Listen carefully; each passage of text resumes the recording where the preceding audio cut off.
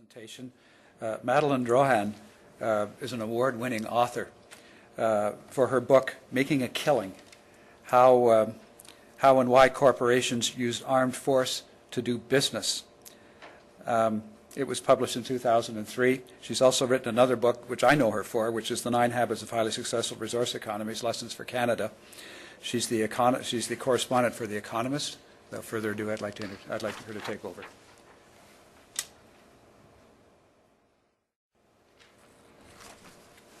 I'm not studying my emails up here. I'm setting a timer so that it reminds me, because I do have a habit of going long on these presentations, so you'll all be happy to know that.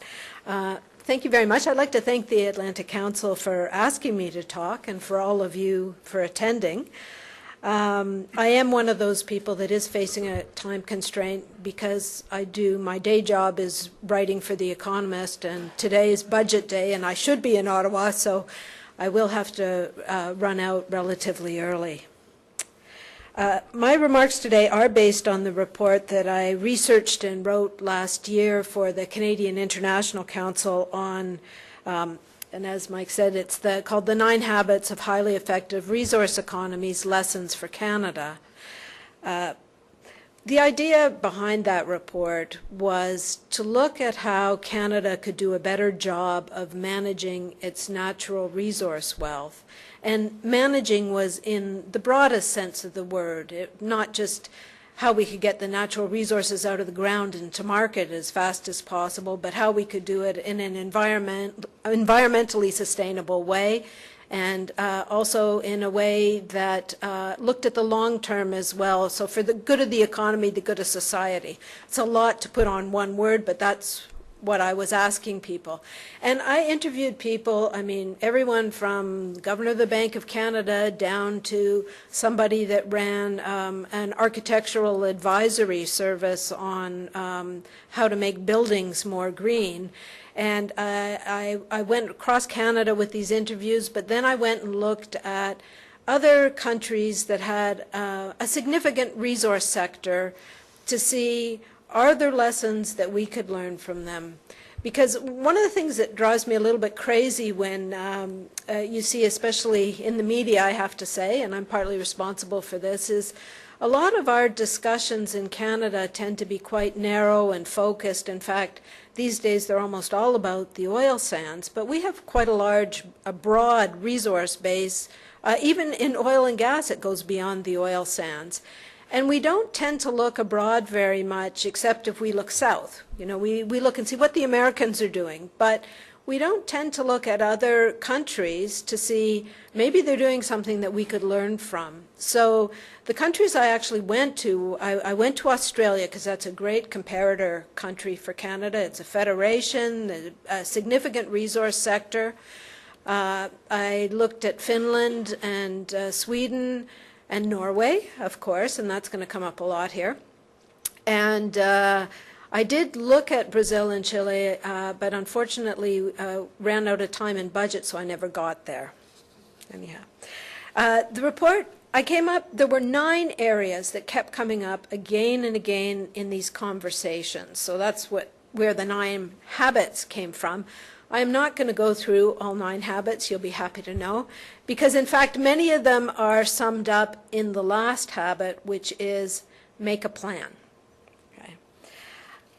We've heard a lot already about how abundant Canada's energy and resources are, and in the past, our other natural resources as well, we had this sort of succession of abundant resources that we were able to develop, and we did a pretty good job of it. It's a successful country, a successful economy, but we tended to do it in a fairly ad hoc manner, and again, that was referred to earlier on.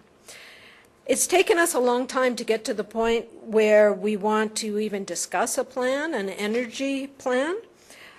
Even a year ago, people were saying, well, we can't really discuss a plan. People still remember the National Energy Program. In fact, we heard that earlier today as well. But when I was talking to people about this, there's a real sort of schizophrenia about it, because even people who are sort of, they would say we're market-oriented, really free market people. But then they'd say, but you know what?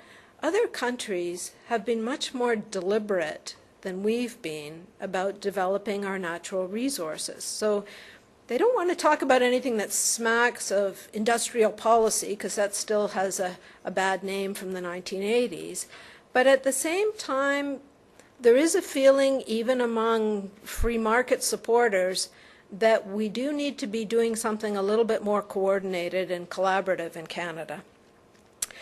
So here's sort of the sad point, or the disappointing thing I could tell you right off the top is there isn't any one model out there that we can just adopt in terms of policies and strategies.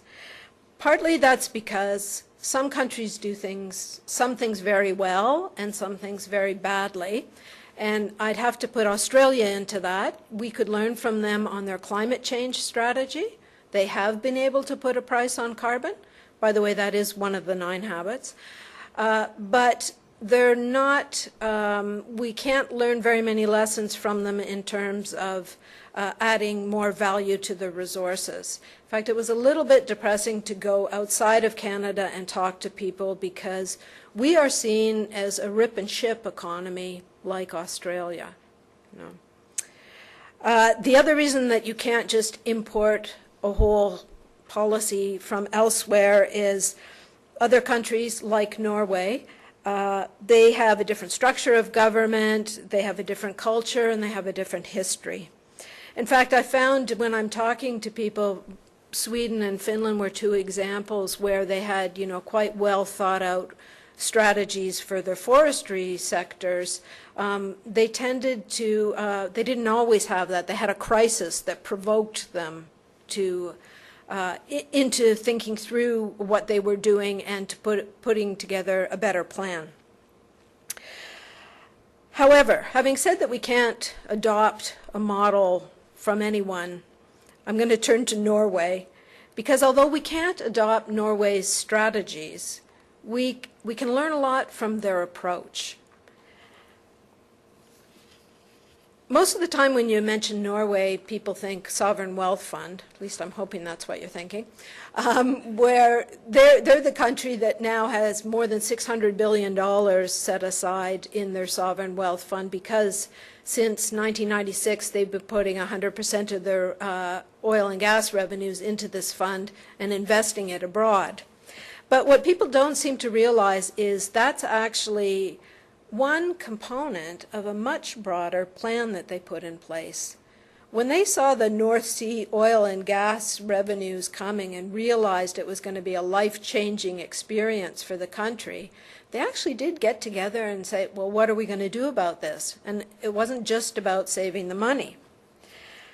There's something that the Norwegian Parliament passed. First of all, they had broad consultations. The political class didn't just think it up out of the blue and say, here it is. So first they had broad consultations, very wide consultations. They admitted they didn't know everything, so they sought advice from people. But then in 1972, they passed, the Parliament passed what was the starting framework of their approach. And initially they were called the 10 Principles, I think, on oil and gas development. But they've since become known as Norway's 10 Oil Commandments. Now, some of them are very specific, like there will be no flaring of gas, and except in exceptional circumstances. But some of them are very broad.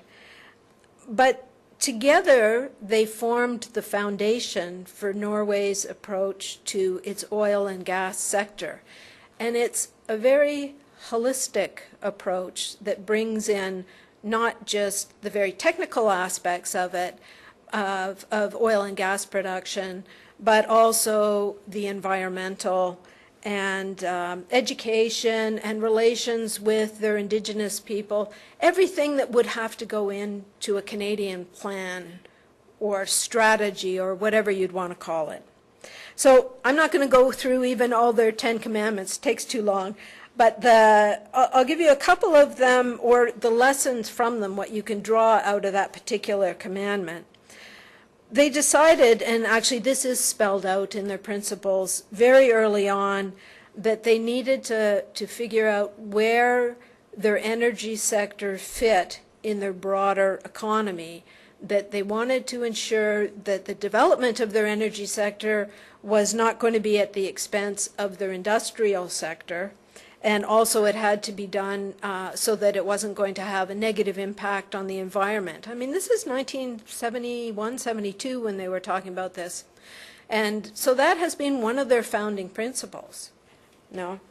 They didn't want to become known as a dirty oil producer. We have all seen in the debate over Keystone what happens when you become known. Oops. I'm going to have to make this very quick. We've all seen with the Keystone debate what happens if you become known as a dirty oil producer, that it does have an economic impact. It has an impact on your national brand. So they thought that through. I'll give you two more and stop then. The other thing is most of the principles showed that they were thinking long term, and that's something else that we don't do very often. Now, when I say that, you could see it in setting up their sovereign wealth fund. I mean, they were already saying, what are we going to do when the oil and gas runs out? I mean, that's not even a conversation that we have in Canada, and yet we know instinctively that at some point a non-renewable resource that we're going to come to an end to it, or an equal possibility is that there's going to be some sort of alternative energy source or disruptive technology that, or look what's happening with shale oil and gas in the States, that is going to reduce the demand for our oil and gas. Norway was already thinking ahead. Okay, well, what are we going to do? They were trying to position themselves so that when it does run out, that they, in fact, they had a plan B. I'm not sure if we have a plan B. I don't think so. And I guess the last one, and I'll stop this here, is that it was also very clear from their oil commandments and principles that they were reaching across sectors. They were trying to tear down the silos. I think one of the speakers mentioned that, silos, yes, this morning. Now, they do have an advantage over Canada in this. You know, they are a small country. I bet everybody in power knows each other there. They were able to cooperate in a way that we find more difficult in Canada.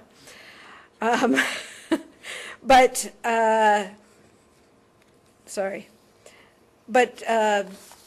the thing is that that's often used in Canada as an excuse, the Fed-Prov jurisdictional issues, that we wouldn't be able to put together a plan. And again, there are examples. Australia is an example where they're a federation like us. They've been able to get the states together on a very controversial issue, which was putting a price on carbon. So I think, although I'm not naive, I think it would be difficult to do, but it's clear that other countries can do it. We've done it in the past on issues, so it's something that we would have to work on.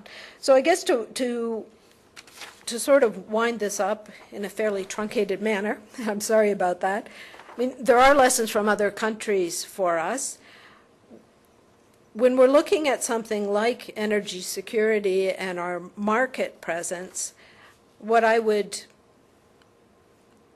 take from this to that is that actually before we can execute some sort of global strategy on penetrating new markets and that, we have to get our house in order at home. So I'm encouraged that there is talk now of a plan or a strategy or whatever they want to call it, because it's only if we start collaborating and cooperating a bit more on these that we are going to have the energy security that we want. Thank you.